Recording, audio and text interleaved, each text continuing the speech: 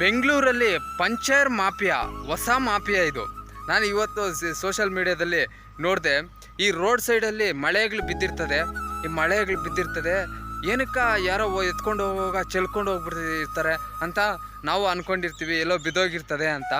ಆದರೆ ಇದು ಆ ಸುತ್ತು ಏರಿಯಾ ಇರೋರು ಒಂದು ಗಾಡಿಗಳು ಓಡಾಡಿ ಪಂಚರ್ ಆಗಲಿ, ಇನ್ನು ನಮ್ಮ ಪಂಚರ್ ಶಾಪ್ಗೆ ಬರಲಿ ಅಂದ್ಬಿಟ್ಟು ಇವರೇ ಮಾಡ್ತಾರೆ ಅಂತ ಈಗ ಪೊಲೀಸ್ ಇಲಾಖೆಯಲ್ಲಿ ಇದಾಗಿ ಮೊನ್ನೆ ಒಬ್ಬ ಕಾನ್ಸ್ಟೇಬಲು ಇವರು ಯಾರೋ ಟ್ರಾಫಿಕ್ ಅವರು ಒಂದು ರೋಡಲ್ಲಿ ಬೆಂಗಳೂರಲ್ಲಿ ಸೈಡ್ಗೆಲ್ಲ ತಳ್ಳಿ ಆ ಮಳೆಗಳೆಲ್ಲ ತೋರಿಸಿ ಈಗ ತನಿಖೆಗೆ ಆದೇಶ ಹೊರಡಿಸಿದಾರಂತೆ.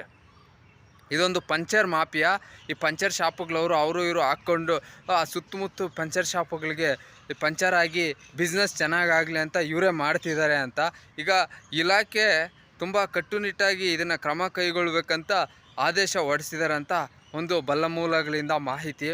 ಈ ಬೆಂಗಳೂರಲ್ಲಿ ಯಾವ್ಯಾವ ರೀತಿಯಾಗಿ ಏನೇನು ಮಾಡ್ತಾರಂತ ಗೊತ್ತೇ ಆಗಲ್ಲ ಗುರು. ಪ್ರತಿಯೊಂದೂ ಹೊಸ್ದಾಗೆ ಇರ್ತದೆ.